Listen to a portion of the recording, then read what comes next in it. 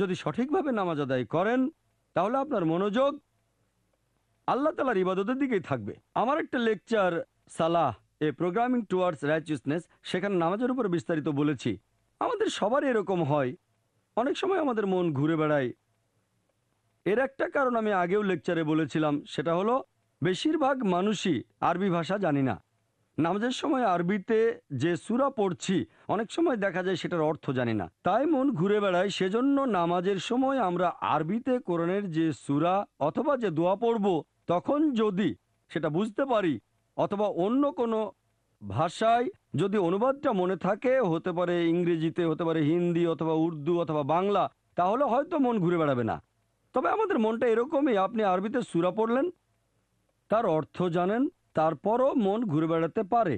কিন্তু যদি অর্থটার উপরে মনোযোগ দেন তাহলে ইনশাল্লাহ আপনার মন ঘুরে বেড়াবে না, কারণ দুটো জিনিসের উপর একসাথে 100% মনোযোগ দিতে পারবেন না। তাহলে যদি সঠিকভাবে নামাজ পড়েন, আরবি ভাষা জানলে তো কোনো সমস্যা নেই, আরবি না জানলে অন্তত অর্থটা বোঝার চেষ্টা করেন, সেটার উপরে মনোযোগ দেন। যদি অর্থটার উপরে মনোযোগ দেন ইনশাল্লাহ আপনার মন ঘুরে বেড়াবে না। যদি সঠিকভাবে নামাজ আদায় করেন খুশহুর সাথে, তাহলে আপনার মন ঘুরে বেড়াবে না। শ্রী শ্রী রবিশঙ্কর এই ব্রিদিং টেকনিকের জন্য বেশ বিখ্যাত, সুদর্শন ক্রিয়া। তিনি আরও বলেছিলেন, আমি আজকে এত মানুষের সামনে আসতে পেরে খুবই আনন্দিত হয়েছি। প্রায় লাখখানেক মানুষ এখানে, এত বড় সমাবেশ, খুব খুশি হয়েছেন। ধর্মগ্রন্থ পড়ে শোনাতেও তিনি খুশি হয়েছিলেন বেশ। আর প্রত্যেক মানুষ অন্য ধর্মের পবিত্র ধর্মগ্রন্থ সম্পর্কে কিছুটা জ্ঞান রাখবে, এটাই স্বাভাবিক। আমিও এখানে একমত। তবে তিনি বললেন যে আমরা এখানে অন্য ধর্মের, অন্য কোনো ধর্মের সমালোচনা কখনো করব না। আমার লেকচারে কথা কখনোই বলিনি। আল্লাহ পবিত্র কোরআনে বলেছেন, সূরা আনামের 108 নম্বর আয়াতে উল্লেখ করা হয়েছে, আল্লাহকে ছেড়ে তারা যাদের ডাকে তাদের তোমরা গালি দিও না, কেননা তারা অজ্ঞানতাবশত আল্লাহ তাআলাকেই গালি দেবে।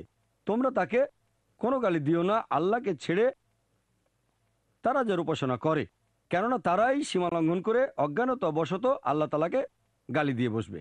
আমরা বিনা কারণে অন্য কোনো ধর্ম নিয়ে সমালোচনা করব না। কিন্তু খেয়াল করেন, সমালোচনা না করার কথা বলে আসলে কিন্তু উনি সমালোচনা করছেন। তাহলে উনি নিজেই নিজের যুক্তিটা মানছেন না। তিনি সবাইকে বলছেন সমালোচনা করবেন না, এভাবে তিনি সমালোচনা করছেন, নিজের বলা নিয়মটা নিজেই মানছেন না তিনি। আরও বলেছিলেন যে যুক্তি, এই যুক্তি হতে পারে 3 প্রকারের। এই 3টা নামও বললেন তিনি। প্রথমটা হচ্ছে তর্ক, দ্বিতীয়টা হচ্ছে বিতর্ক, আর 3 নম্বরটা হচ্ছে কুতর্ক। উনি কুতর্কের একটা উদাহরণও দিলেন, যে ধরেন একটা দরজা অর্ধেক বন্ধ আছে, এটার মানে দরজাটা অর্ধেক খোলা। এখন কেউ যদি বলে দরজাটা অর্ধেক বন্ধ অর্থাৎ খোলা অর্ধেক, তার মানে এই না যে আপনারা বলবেন দরজাটা পুরোপুরি বন্ধ, তাহলে সেটা পুরোপুরি খোলা। এটাকে উনি বলেছেন কুতর্ক ওনার মতে। আমার মতে এটাকে সহজ ভাষায় বলতে গেলে আমি বলবো অযৌক্তিক। উনি বললেন কুতর্ক, আমি বলবো অযৌক্তিক। যদি কেউ বলে দরজাটা অর্ধেক বন্ধ, তার মানে অর্ধেক খোলা, কিন্তু এমন না যে দরজাটা পুরোপুরি বন্ধ মানে পুরোপুরি খোলা। এই যুক্তিটা আসলে নেওয়া হয়েছে অঙ্কের সমীকরণ থেকে। ধরুন আমি বললাম a সমান b, তাহলে 2a সমান 2b, 10a সমান 10b।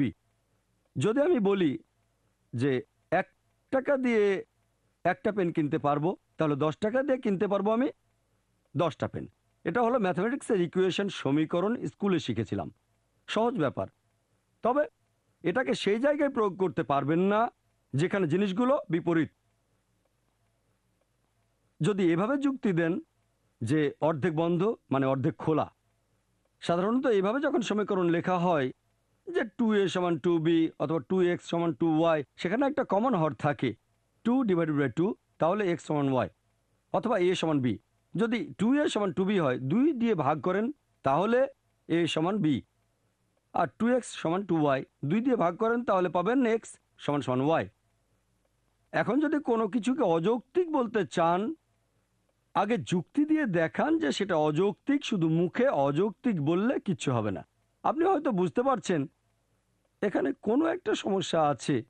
অর্ধেক খোলা মানে অর্ধেক বন্ধ, তার মানে পুরোপুরি খোলা আর বন্ধ নয়। আমরা বুঝতে পারছি যে সমস্যা আছে, কিন্তু যদি সেটা যুক্তি দিয়ে প্রমাণ করতে পারেন, শুধু মুখে অযৌক্তিক বললে কোনো কাজ হবে না। হতে পারে সেটাই সত্যি, তবে অন্য মানুষ হয়তো সেটা মানবে না। তাই মানুষকে কনভিন্স করার জন্য যদি কেউ অযৌক্তিক কোনো কিছু বলে, আপনাকে যুক্তি দিয়ে সেটা প্রমাণ করে দেখাতে হবে। শুধু মুখে বললে সবাই মানবে না। যেমন ধরেন, কেউ হয়তো বলল 2+2=3, অথবা কেউ বলল 5+5=8। যুক্তি দিয়ে দেখাবেন এটা ভুল, মুখে বললে হবে না। আপনি তাকে এভাবে বলতে পারেন, 5 টাকা দেন, আরো 5 টাকা দেন, এই নেন 8 টাকা, অথবা দুটো 2 টাকার নোট দেন আর এই নেন 3 টাকা। সে বলবে না। তাহলে আপনাকে পাল্টা উদাহরণ দেখাতে হবে, যুক্তি দিয়ে প্রমাণ করতে হবে যে তার কথাটা ভুল। তা না হলে অন্য মানুষ হয়তো আপনার কথা মানবে না। এমনিতে আমরা শুনেই বুঝতে পারছি দরজা অর্ধেক খোলা মানে অর্ধেক বন্ধ, কিন্তু পুরো খোলা মানে পুরো বন্ধ না। তবে অঙ্কের মধ্যে এরকম সমীকরণ আছে। আমাদের এখানে বুঝতে হবে যে এই অঙ্কের সমীকরণের নিয়মটা দরজার ক্ষেত্রে প্রয়োগ করা যাবে না। 1 নম্বর পয়েন্ট। এরকম খোলা বা বন্ধ এগুলো অ্যাবস্ট্রাক্ট। দ্বিতীয়ত, জিনিসটা যদি বিপরীত হয় সেখানে তখন নিয়মটা খাটবে না। যেমন ধরেন, কেউ হয়তো বলল অর্ধেক বন্ধ সমান সমান হচ্ছে অর্ধেক খোলা। এখন যদি দুই সাইডকেই অর্ধেক দিয়ে ভাগ করি বা 2 দিয়ে গুণ করি, তাহলে আমরা পাবো বন্ধ সমান খোলা। এটা সত্যি না। অর্ধেক দিয়ে ভাগ করলে অর্ধেক অর্ধেক কাটাকাটি, অথবা 2 দিয়ে গুণ করলেও তাই, তার মানে বন্ধ সমান খোলা। এটা কি সত্যি? সবাই বলবে যে না। এই ধরনের ব্যাপারগুলো সম্পূর্ণ বিপরীত। অথবা ধরেন, আমি বললাম যে গ্লাসটা অর্ধেক খালি, তার মানে অর্ধেক ভর্তি। তাহলে কিন্তু এমন না যে পুরো ভর্তি সমান খালি।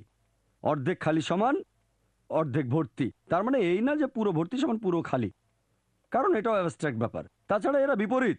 বন্ধ খোলা বিপরীত শব্দ, খালি ভর্তিও বিপরীত শব্দ।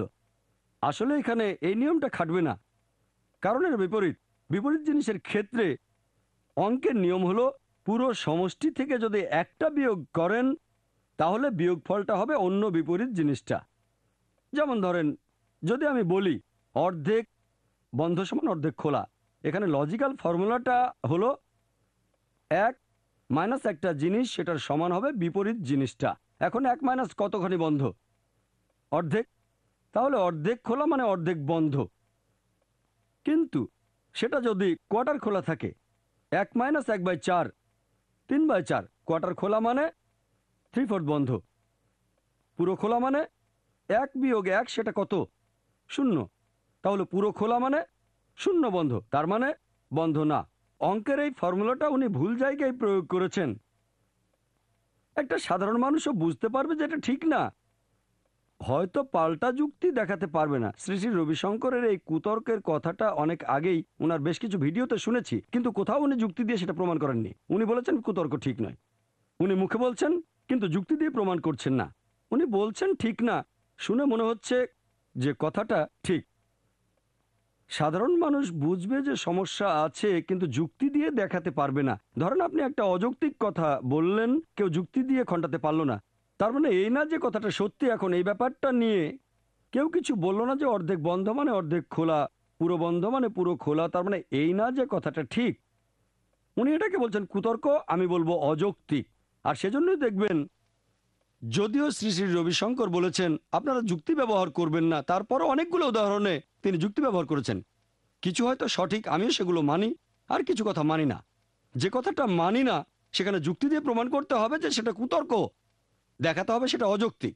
যদি এটা না করেন তাহলে লোকজনেরও বুঝতে সমস্যা হবে। এছাড়াও শ্রী শ্রী রবিশঙ্কর বলেছিলেন যে ঈশ্বর সব কিছু ভালোবাসেন, সবাইকে ভালোবাসেন।